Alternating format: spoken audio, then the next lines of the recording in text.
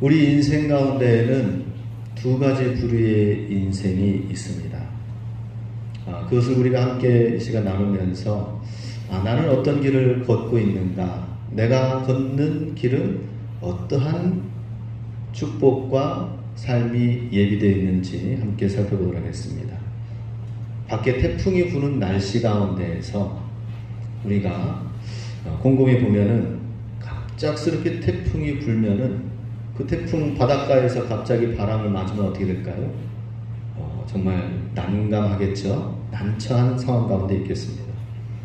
얼른 이제 호텔에 들어와서 내가 머무르는 숙소에서 그 유리창 밖을 내다보면은 그렇게 비바람 쳤던 것이 평온할 수가 없습니다.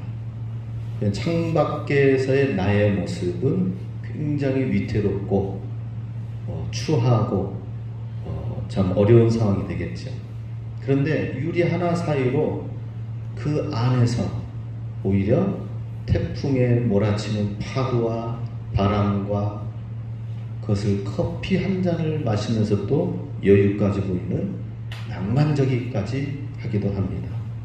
이렇게 유리벽을 통해서 호텔 안과 밖이 두 개의 세계로 나눠집니다.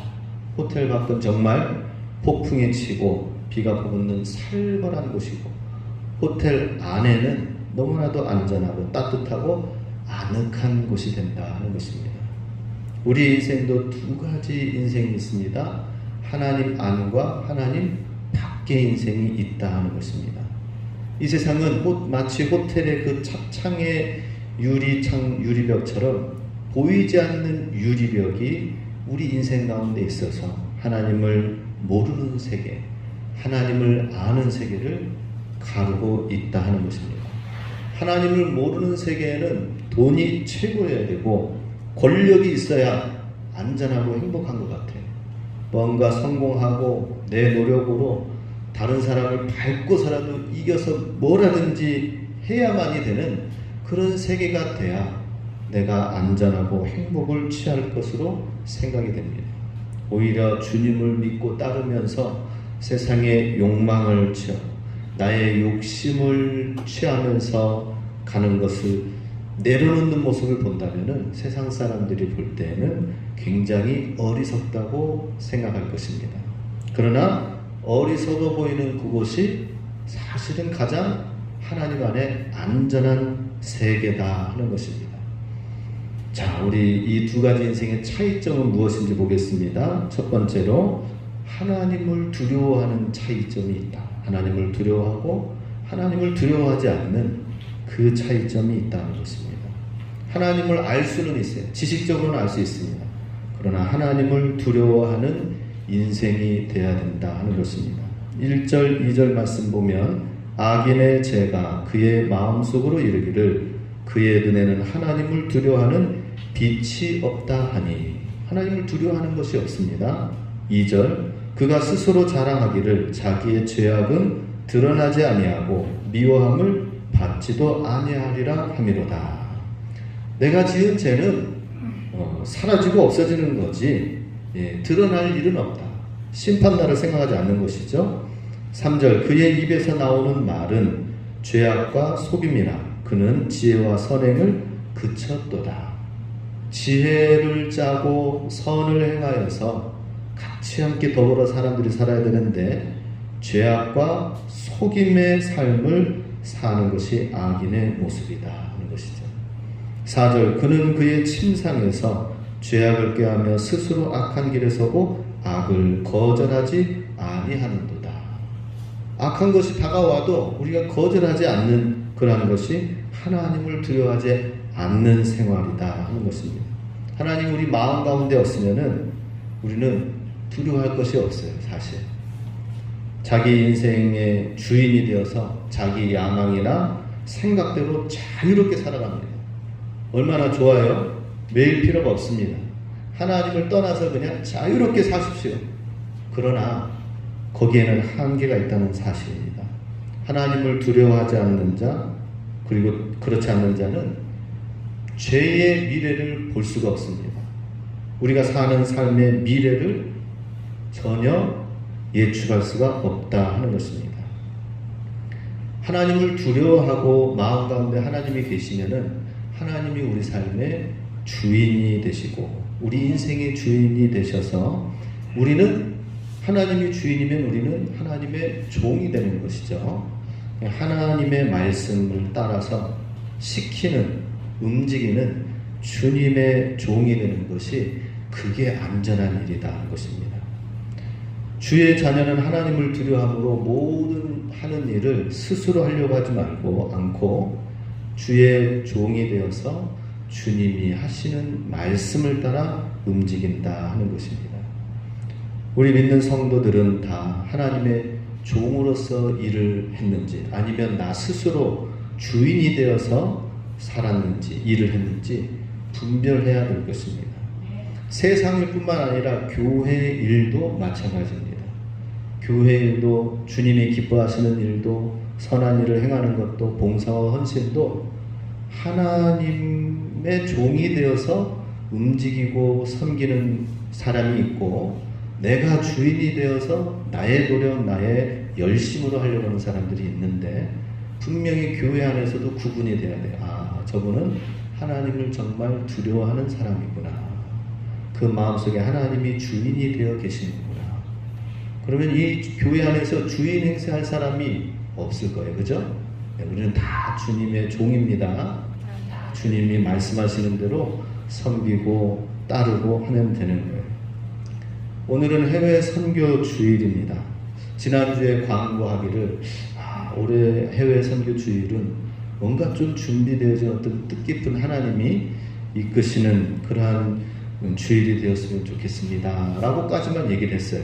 어떤 구체적인 계획은 없어요. 단지 제 마음 가운데 하나님 해외 선교 주일인데 그러면은 선교사님과 어떻게 연결이 되어지면은 참 좋겠습니다.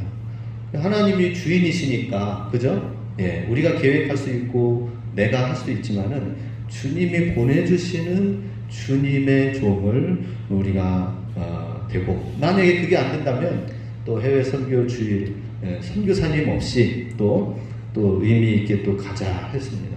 근데 정말 주중에 연락을 그동안 취하지 않았는데 화요일 날 선교사님 한 분이 전화가 왔어요.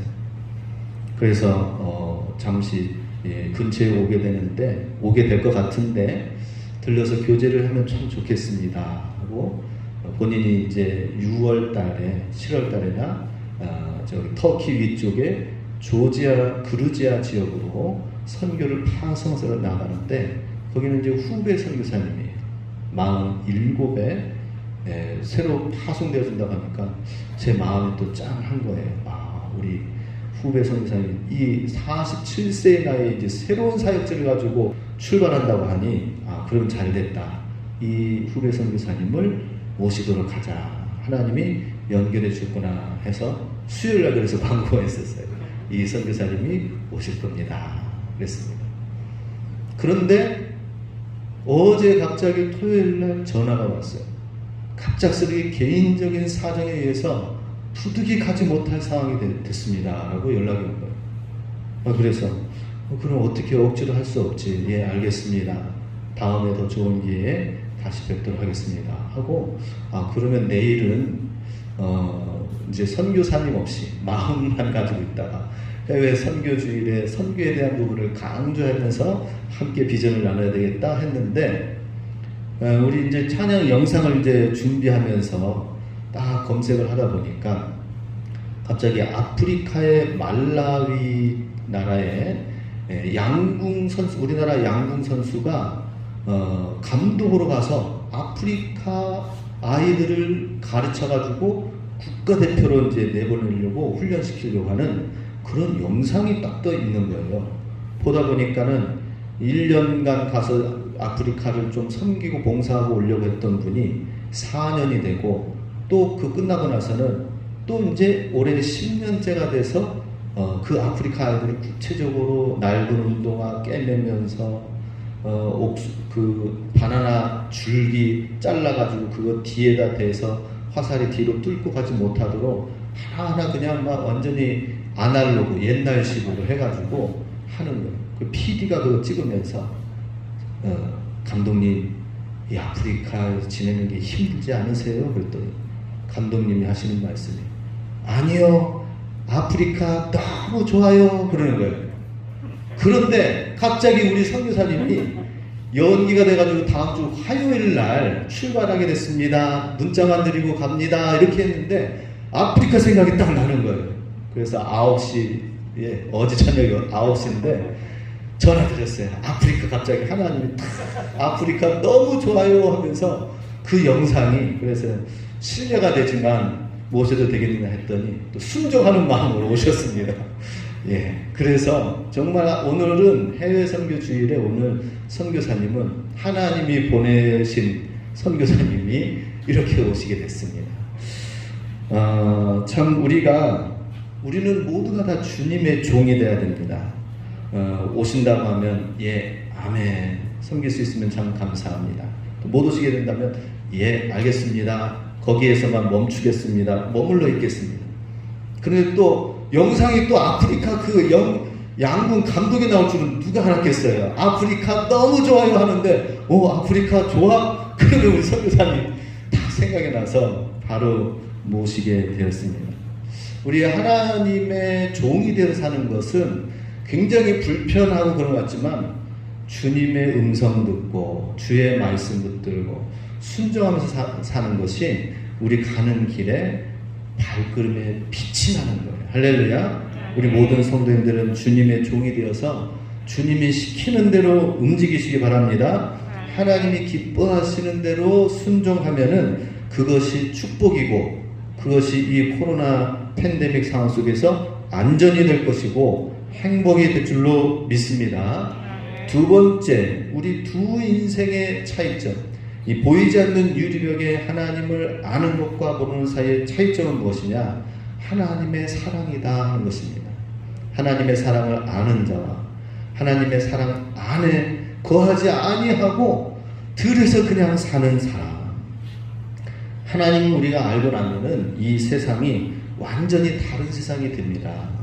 하나님의 사랑으로 꽉 차 있는 것을 보게 돼요. 이 세상에 있는 모든 것이 하나님이 우리에게 전해주시는 사랑의 편지가 곳곳에 가득하다는 것을 발견하게 되는 것입니다. 우리 자막에 나와 있죠. 공중의 새를 보라. 마태복음 6장에서도 예수님께서 말씀하셨습니다. 먹을 것이 걱정하는 제자들에게 공중의 새를 보라. 새는 먹을 것에 대해서 걱정하지 말라고 하나님의 메신저가 돼서 오늘 우리에게 말씀해 주십니다.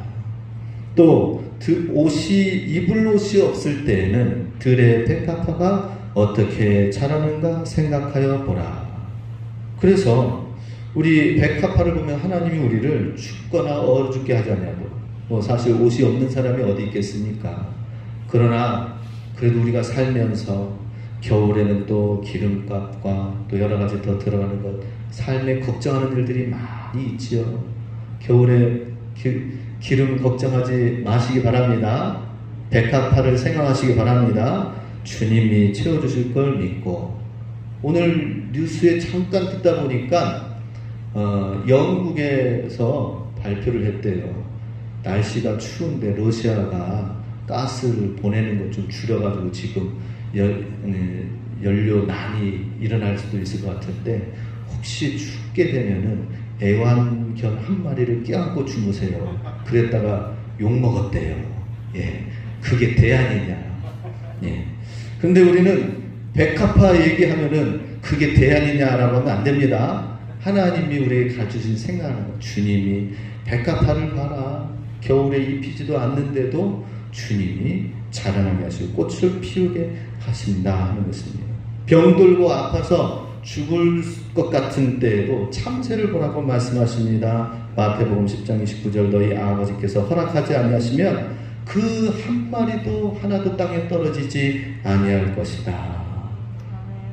병들고 아파서 죽을 것 같은 거기에도 새를 통해서 주님은 우리에게 말씀하십니다. 내가 지켜주겠다.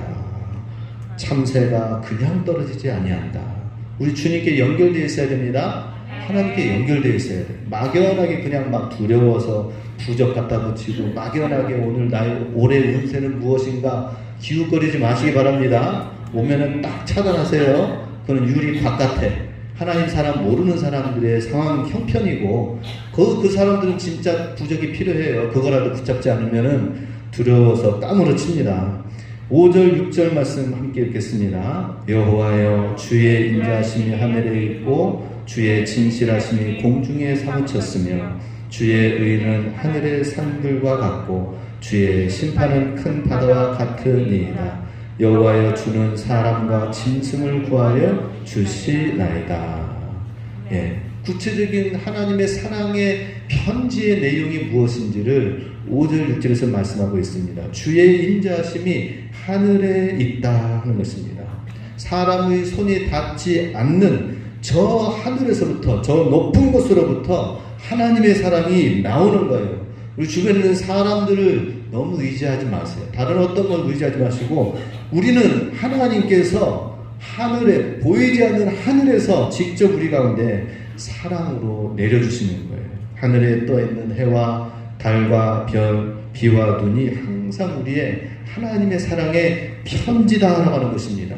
그건 뭐 어디 영향 미치지 않죠. 하늘에 있는 천체들 하나님께서 직접 친히 사랑의 편지로 이 주변에 있는 환경을 넘어서서 하늘 위에서 우리를 지켜보시고 움직이시고 채워주신다 하는 것입니다.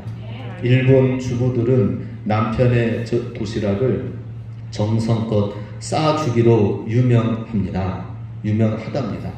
그래서 형형색색 반찬을 만들어 가지고 그 위에 음식 재료로 사랑의 메시지 하트를 그려서 회사에서 도시락을 딱 열어보면은 뭡니까?